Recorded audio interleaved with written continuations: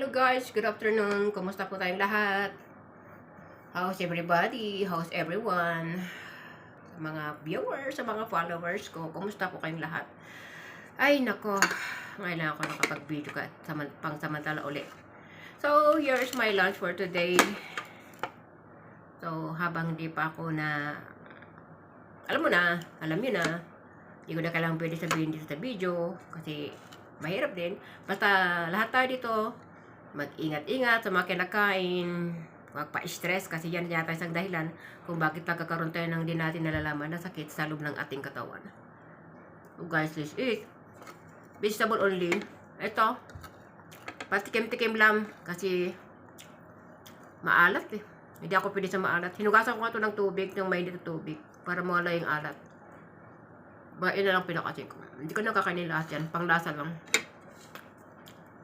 Kasi alam ko na bawal yan. Masyadong protein yan eh.